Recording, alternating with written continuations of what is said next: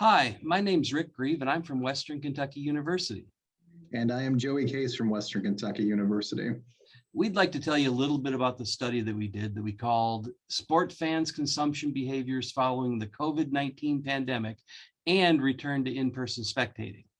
This is a follow-up study to an initial study we did during the pandemic, in which we asked people to tell us, one, how they were coping without sports to view, and two, what they plan to do once sports return to in-person viewing.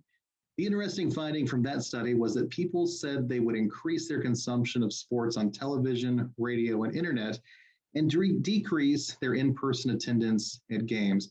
We thought this was in light of COVID-19 concerns. People seemed concerned about catching the virus when with large groups of people.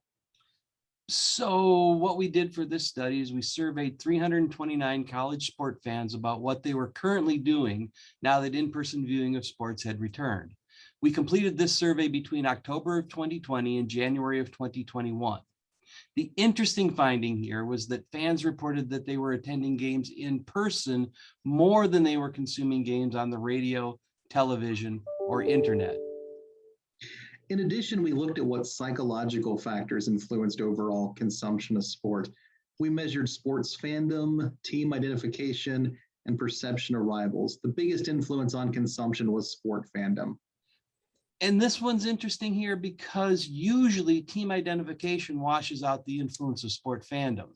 The finding from this study here is one of a very few that I know of where fandom is a more important predictor than identification.